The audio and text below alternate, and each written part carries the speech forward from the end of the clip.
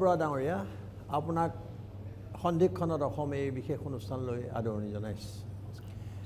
আপুনি এগৰাকী বিশিষ্ট অধিবক্তা, এগৰাকী যুক্তিবাদী লিখক, আৰু আপুনি এই বিষয়টো যিটো আইনখনক লৈ অসমৰ যিটো পৰিস্থিতি হৈছে ইয়াৰ বিভিন্ন দিশ চালি জাৰি চাই আপুনি যথেষ্ট লেখা মেলা কৰিছে আৰু বহু সভা সমিতি আপুনি বক্তৃতা দিছে।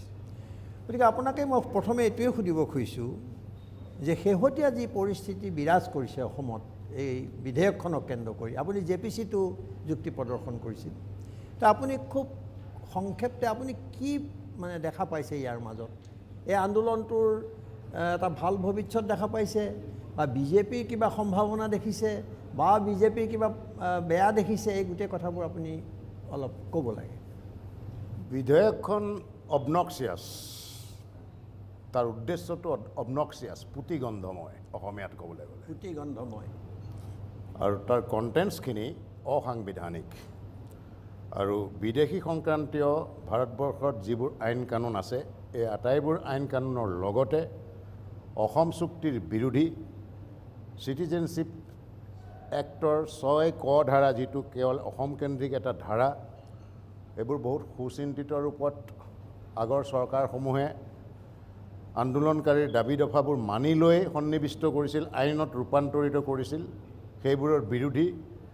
আৰু এই যে এখন ৰাষ্ট্ৰীয় নাগৰিকপঞ্জীৰ চূড়ান্ত পৰ্যায়ৰ প্ৰক্ৰিয়া এটা চলি আছে, সেইখনক ই বুমেৰাং কৰিব পাৰে।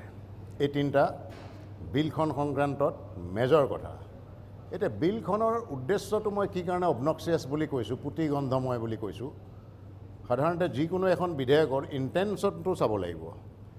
ইয়াত ইণ্টেনশ্যনটো চাবৰ কাৰণে আপুনি এই বিলখনৰ লগত পঢ়িব লাগিব 2015 চনৰ 7 ছেপ্টেম্বৰত যিখন ছাবঅৰ্ডিনেট লেজিছলেশ্যন কৰি পেলাই অধিনিয়ম এখন তৈয়াৰ কৰিছিল, যিখনৰ দ্বাৰাই 31 ডিচেম্বৰ 2014লৈকে অহা অবৈধ প্ৰব্ৰজনকাৰীক ৰঙা দলিচা পাৰি দিয়া হ'ল।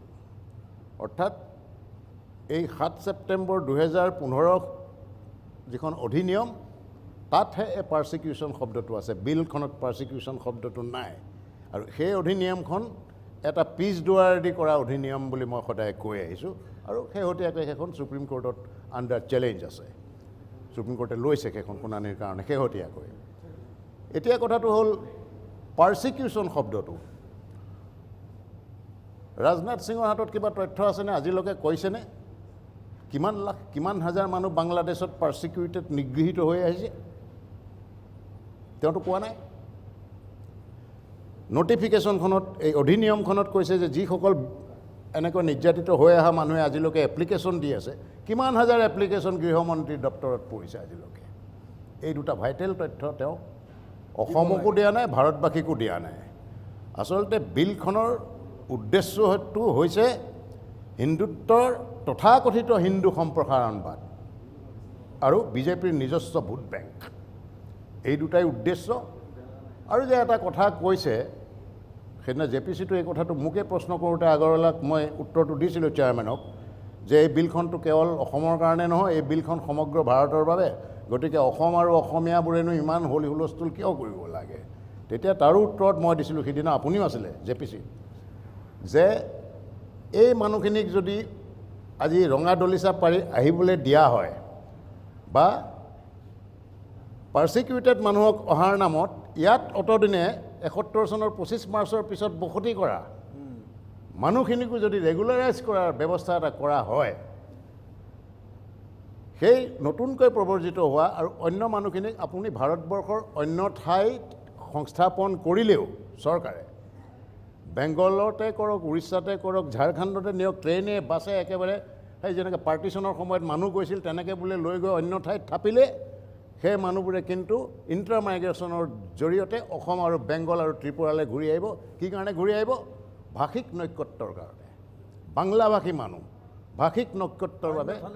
গতিকে চইচ অফ কমফৰ্টটো হ'ব তেওঁলোকৰ বাবে অসম আৰু ত্ৰিপুৰা আৰু বহুলাংশে ৱেষ্ট বেংগল। মমতা বেনাৰ্জীয়ে সিমান মাথা ব্যথা দেখুওৱা নাই, যিহেতু বাংগালী স্পিকিং এখন ষ্টেট নেচাৰেলি হৈছে তাত, গতিকে তাত অকণমান কথাটো তেওঁলোকৰ হ'লেও মমতা ডিগ্ৰীটো বানাৰ্জীয়ে বেলেগ। বিৰোধিতা কৰিছিলে, মানিক চৰকাৰে বিৰোধিতা কৰিছিলে। এতিয়া কথা হ'ল পৰৱৰ্তী কি হ'ব পাৰে। আগন্তুক 31 তাৰিখৰ পৰা প্ৰায় দুসপ্তাহ জোৰা বাজেট অধিৱেশন আছে। এতিয়া বাজেট অধিৱেশনত সেই বিলখন উপস্থাপন কৰি যদি ভোট গ্ৰহণলৈ যায়, তেতিয়াহ'লে আপাতত NDAৰ সংখ্যাগৰিষ্ঠতা নাই। কিন্তু নাই বুলি ক'লেও যিখন দেশত চুবু চেৰেনৰ দৰে কেছ ফৰ ভোট হ'ব পাৰে, বিজেপিয়ে কিন্তু তেনেকুৱা ধান্দাবাজি কৰি ভোট কিনিবও পাৰে।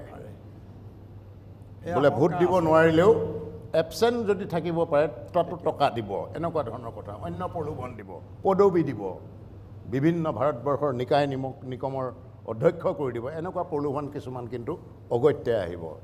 গতিকে ৰাজ্যসভাত এই বিলখন ভোটৰ কাৰণে অহাৰ দিনা কংগ্ৰেছ আৰু বিধেয়কখনৰ বিৰোধিতা কৰা ৰাজনৈতিক দলসমূহৰ ফ্ল'ৰ মেনেজমেণ্টটো আৰু ষ্ট্ৰেটেজিটো খুব ভাল হ'ব লাগিব। সামান্য অজুহাততে কিন্তু সংখ্যাগৰিষ্ঠ নথকা স্বত্তেও বিজেপিয়ে বিলখন পাছ কৰি লৈ যাব পাৰে। সেইটো সম্ভাৱনীয়তাও মই ভাৰতীয় পাৰ্লামেণ্টাৰী ডেম'ক্ৰেচিত যিবোৰ নাভূত নাচুত ঘটনা ঘটি আহিছে যোৱা 30 বছৰত, সেইবোৰলৈ লক্ষ্য কৰি কৈছোঁ যে পাছো হৈ যাব পাৰে। ধুৰন্ধৰামাৰীয়ে পাছ কৰাই দিব পাৰে। কৰিলে তেতিয়া আইনগত প্ৰশ্নটো আহিব। এই প্ৰশ্নটো আপোনাক কৈছোঁ, এগৰাকী বিশিষ্ট আইনজ্ঞ হিচাপে আপুনি কি কয় যে সুপ্ৰিম কোৰ্টত চেলেঞ্জ হ'লে কি হ'ব পাৰে? মই ভৱিষ্যতবাণী নকৰোঁ আইনজ্ঞ হিচাপে, কিন্তু মোৰ দৃষ্টিত এইখনৰ যিখিনি বিল্ট ইন কণ্ট্ৰাডিকশ্যন আছে, সংবিধানৰ প্ৰথম অনুচ্ছেদকেইটাই 5, 6, 7, 8, 9 নাগৰিকত্ব সম্পৰ্কে যিকেইটা অনুচ্ছেদ আছে, সেই অনুচ্ছেদকেইটাৰ এই বিৰোধী, আৰু যিটো এটা ছেকুলাৰ ষ্ট্ৰাকচাৰ আছে আমাৰ দেশৰ গণতন্ত্ৰত, সেইটোৰ বিৰোধী। Foreigners act, foreigners order, passport entry, এইবোৰ অধিনিয়মৰ বিৰোধী। চিটিজেনশ্বিপ নাগৰিকত্ব এক্টৰ অসম কেন্দ্ৰিক 6 ক ধাৰাটোৰ বিৰোধী। অসম চুক্তিৰ 5 নম্বৰ ধাৰাটোৰ বিৰোধী, 5 নম্বৰ দফাটোৰ বিৰোধী। এনে অনেক এক্সিষ্টিং আইন, মেমৰেণ্ডাম, অধিনিয়ম, এইবোৰক উলংঘক যিহেতু এইখন বিলে কৰিছে। গতিকে মোৰ দৃষ্টিত IMDTৰ দৰে এই বিলখনৰো অৱস্থা হোৱাৰ সম্ভাৱনা বেছি। এই বিলখন মোৰ দৃষ্টিত কিন্তু নীতিশীল নাথাকিব। এনি জুডিচিয়েল স্ক্ৰুটনিত। আপোনাক আৰু এটা কথা সুধিছোঁ যে প্ৰসংগক্ৰমে আপুনি বহুদিন ৰাজনৈতিক ঘটনা প্ৰবাহৰো পৰ্যবেক্ষক হিচাপে লেখা মেলা কৰিছে। আমি এতিয়া নিৰ্বাচনৰ ওচৰ পালোহি আৰু তেওঁলোকেও নিৰ্বাচনক লক্ষ্য কৰিয়ে কামবোৰ কৰি আছে। গতিকে আপুনি নিৰ্বাচনত কেনে দেখিছে? এইটো বহুতকে প্ৰশ্ন কৰিছোঁ, কিন্তু সকলোৱে এৰাই গৈছে অলপ। মই এই বিলখনৰ সংক্ৰান্তত ধৰক এতিয়া পৃথকে আছু নেচৈ আন্দোলন কৰিছে, কৃষক মুক্তি যুৱ ছাত্ৰ পৰিষদ 70টা সংগঠনে কৰিছে। আপুনিও জানে আমি একেলগে আহ্বানো দিছিলোঁ যে এইবোৰ একত্ৰিত হৈ সংগ্ৰাম কৰিলে ভাল হয়, প্ৰগ্ৰামবোৰ কমন প্ৰগ্ৰাম কৰিব লাগে। যিদৰে অসম আন্দোলনৰ সময়ত এটা অসম গণসংগ্ৰাম পৰিষদ বুলি ৰাজহুৱা মঞ্চ আছিলে, সেইদৰে ইয়াতো সকলোজনৰ কাৰণে এখন মঞ্চ থাকিব লাগে। তোমালোকে আছু আৰু তোমালোক যুৱ ছাত্ৰ পৰিষদ কৃষক মুক্তিয়ে নিজৰ পতাকাকেইখন বদলাব নালাগে, সেইকেইখন পতাকাই থাকিব, নিজৰ অস্তিত্বটো থাকিব, কিন্তু সংগ্ৰামৰ স্বাৰ্থত এটা একত্ৰিত প্লেটফৰ্ম, একত্ৰিত প্ৰগ্ৰাম কৰিব লাগে। সেই সংক্ৰান্ততে মই ইটো কথাও কৈছিলোঁ যে এই ধুৰন্ধৰ ৰাজনীতিকবোৰে ৰাজনাথ সিং, অমিত শ্বাহ, নৰেন্দ্ৰ মোদী, সৰ্বানন্দ সোণোৱাল, হিমন্ত বিশ্ব শৰ্মা, ৰঞ্জিত দাস, এওঁলোকে জনতাৰ কিন্তু কলা কাপোৰৰ ভাষাটো বুজি নাপায়। তেওঁলোকে এটাই লেংগুৱেজ বুজি পায়, সেইটো হৈছে ভোট, নিৰ্বাচন। আৰু তেওঁলোকক অসমবাসীয়ে এইটো উচিত সময় হৈছে যে তেওঁলোকক তেওঁলোকৰ ভাষাৰে শিক্ষাটো দিব লাগিব। অৰ্থাৎ নিৰ্বাচনত, আগন্তুক নিৰ্বাচনত, এতিয়া পাৰ্লামেণ্ট নিৰ্বাচনটো পাব, এই যে পঞ্চায়ত হৈ গৈছে, এইবোৰৰ লগত এইবোৰে কোনো ট্ৰেণ্ড নেদেখুৱায় মোৰ দৃষ্টিত। সেইবোৰ ঢোল বজাই পেলাই তেওঁলোকে মোদী ৰাজনাথক বুজাইছে। আগন্তুক লোকসভা নিৰ্বাচনত নৰেন্দ্ৰ মোদীৰ চৰকাৰক উফৰাবৰ কাৰণে অসমবাসীৰ ফালৰ পৰা এইখিনি অৰিহণা হ'ব লাগিব যে নিৰ্বাচনত ভোটেৰে তেওঁলোকক জবাব দিব লাগিব। অসমবাসীয়ে ক্ষমতাচ্যুত কৰিব লাগিব দিল্লীত। অসমত সৰ্বানন্দক ক্ষমতাচ্যুত কৰাৰ কথাটো আৰু 2 বছৰমান পিছত হ'বগৈ। আৰু এনে বহু প্ৰসংগ আছে, কিন্তু শেষত আপোনাক সুধিছোঁ, শেহতীয়াকৈ চৰকাৰী নেতাৰ যিটো ব্যৱহাৰ, আস্ফালন, মানে তাচ্ছিল্য, খোলা জীপত হিন্দী চিনেমাৰ দৰে অভিনয়, এইবোৰৰ সম্পৰ্কত আপুনি কিবা এটা ক'ব নেকি? আচলতে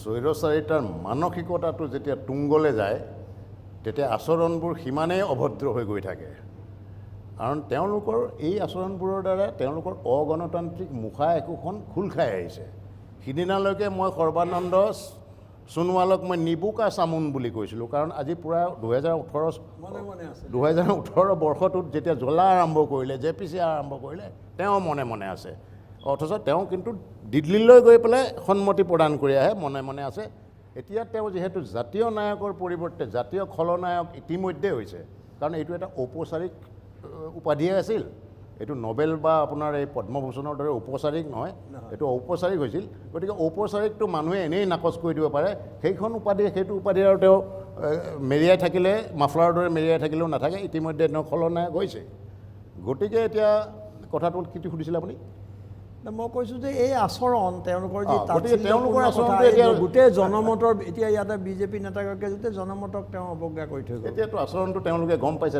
ৰাইজৰ প্ৰতিবাদে কেনে পৰ্যায় পাইছে আপুনি এই হলঘৰটোত আজি এইটো পাতিছে ইয়াতে মই শুনামতে বিজেপিৰো কোনোবা এজন প্ৰবক্তা নে মন্ত্ৰী আহি গ'ল এইটো বোধ কৰোঁ সেই হলঘৰটোৰ বাহিৰত যদি ৰাস্তাৰ দাঁতিত পতা হ'লে তাত কলা পতাকা দেখুৱাই দিলেহেঁতেন গতিকে পতাকালে তেওঁলোকৰ ইমান ভয় পতাকালে ভয় বাচ্চা এটাক বিশ্বনাথ চাৰিআলিত কালি সেয়া দেৱ শিশু এটাক খুব বেয়া কাম কৰিছে সংশ্লিষ্ট পুলিচ অফিচাৰজনক আজিলৈকে ছাছপেণ্ড ইয়াৰ উত্তৰ ৰাইজে 19 নিৰ্বাচনত দিব বুলি আপুনি আশাবাদী মই আশাবাদী আৰু দিয়া উচিত আৰু মই আন্দোলনকাৰী আটাইকেইটা ফৈদকো কওঁ এখন মঞ্চত সমবেত হওক আৰু পৰৱৰ্তীত নিৰ্বাচনত তেওঁলোকে সক্ৰিয় এটা ভূমিকা কোৱা নাই যে তোমালোকে কেণ্ডিডেট হোৱা বা তোমালোকে এখন প্লেটফৰ্ম এখন লোৱা যে কিছু জাতীয়তাবাদী মানুহ এনেকৈ আপোনাৰ মানে উৰুলি পুঙা দিয়া মানুহৰ পৰিৱৰ্তে কিছুমান সৎ মানুহ কম সংখ্যক হ'লেও তোমালোকে পাৰ্লামেণ্টলৈ পঠিওৱা বৰবৰা ডাঙৰীয়া আপুনি কোৰ্টৰ ব্যস্ততাৰ মাজতো আহিলে এই অনুষ্ঠানত উপস্থিত হোৱাৰ কাৰণে আপোনাক ধন্যবাদ জনাইছোঁ